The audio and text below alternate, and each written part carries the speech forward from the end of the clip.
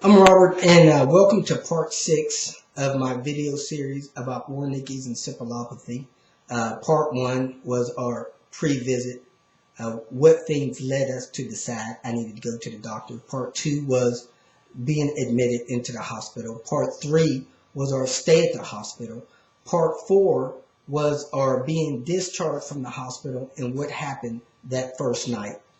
Part 5 was the first few days out of the hospital, trying to get a sense and balance of how my wife was affected by her new illness.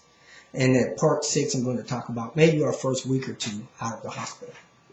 So we were out of the hospital. We were living at home. I was trying to work my small business. I'm a salesperson, and I had 2 staff people. Actually 1 staff person at this time working with me. I was negotiating contracts, working through things to create income in my home. And for some reason, the place of my employment, the guy that owned the company, got something in his head that I was preparing to leave the company.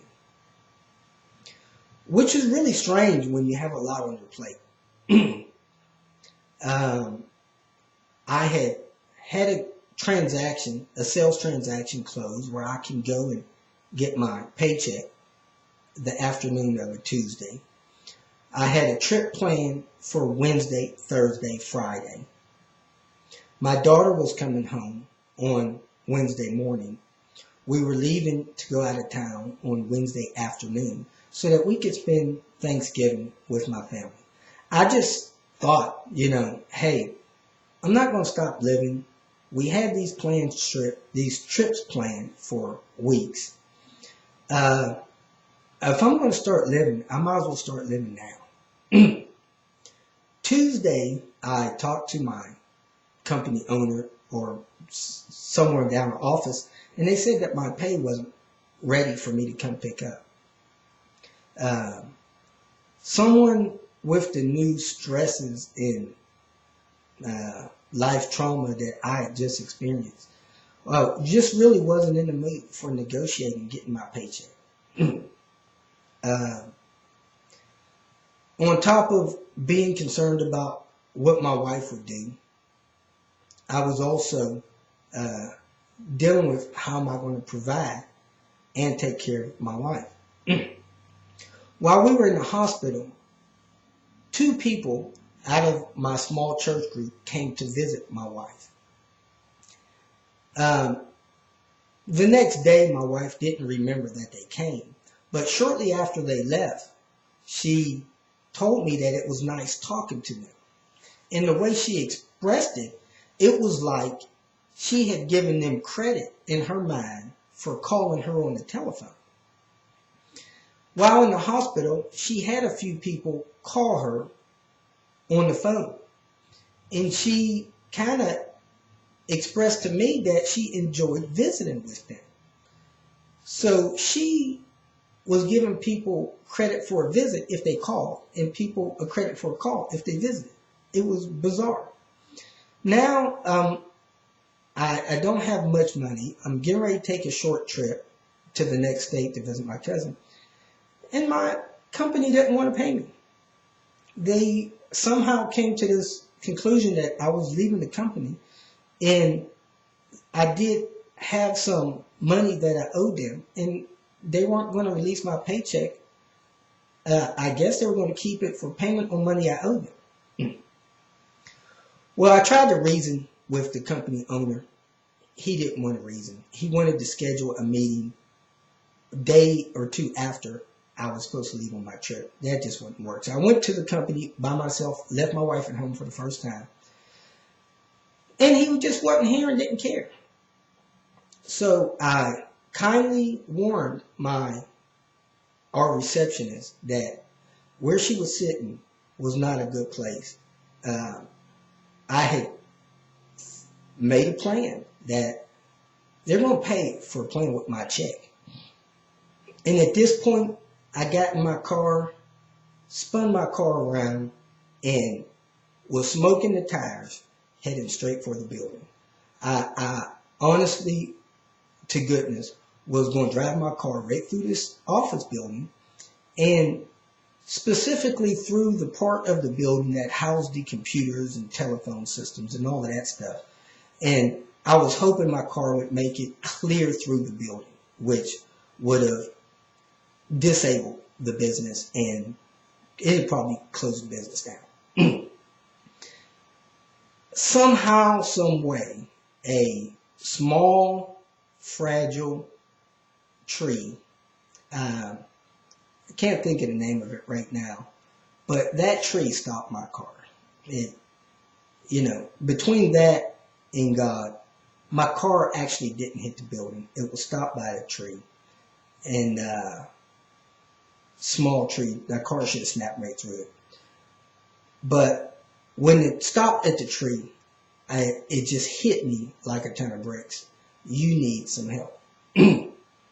Shortly after that, I realized how fragile we are as people. We can't take a whole lot. I've always been a strong person, never shown emotion. And here I was, a 45-year-old man, tears streaming down my face, trying to drive my car through my office building that I worked at. Since then, I've come to the conclusion that we as human beings can only house two emotional tragedies, really one. Once we've had the second emotional tragedy in our life, and my wife getting sick at the level that she was an emotional tragedy, we are literally the craziest people that we know. And people around us may not know that. I've come to the conclusion it's a dangerous situation to push the buttons on someone that is suffering emotionally. Whether you had your lifelong pet die and then your mother pass away, that could be two things that set you off. Whether you lose your job and then lose the house and inheritance that your family left you, that could be two emotional tragedies. But if you've had two emotional tragedies, you need to wear a special colored hat or maybe a special colored shirt or jacket to let the world know I'm not the person to mess with today. I'm glad I didn't have a firearm. I'm glad that no one got in the way of my car before it bumped that tree. I'm glad that I have enough of God in my life and heart to know not to try it again. I'm glad they didn't call the police because I couldn't have took care of my wife sitting in jail for a day or two. And that day or two may have been the thing that cost her life. So I said that to say this. If you are in a position that you're trying to help someone that has entered into this level of trauma, being with this condition, get yourself some help and get it quick. You can't do it by yourself. I don't care how strong you are, how many tragedies you've made it through in the past, how smart you are. Emotional trauma is just things that you don't have the control that you think you do. Get help. Somehow, some way, by the next day, I got my check, my paycheck, and I left that afternoon and went to spend some time with my family, which was probably a great idea. And I told my cousin that I was going to visit in the next state, that my wife was sick and that we was coming anyway. They didn't understand, and I tell you, they still don't understand. It's been almost a year. But when we got there, my wife was aware of everything that was going on. She still was as smart as she had ever been, and she was looking forward to spending time with our family. We got there. Everything seemed to be going well. Well, I went in another room and my wife's talking with my cousin. And then my cousin comes in and gets me like 30 minutes later. She said, "What is going on here? Diane has asked me where, my other cousin is. about 3 or 4 times already. The first couple times, I thought maybe I didn't answer, but something's going on here.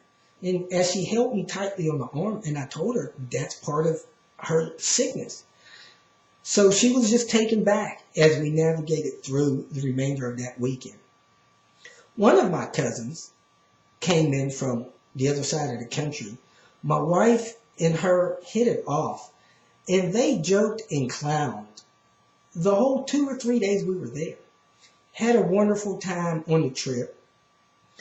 I followed my wife around the hotel as she went around the hotel looking for things, not being able to explain what she was looking for.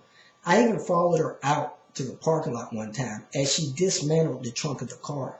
I think she was actually looking for alcohol, maybe in a place where she had hidden alcohol before. She had none. So we got through that weekend and was back home.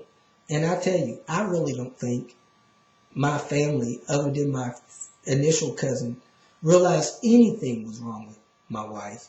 And that's when I knew how deceptive this sickness was. So we had a sickness that was very deceptive, and we needed to watch out for her safety and our safety.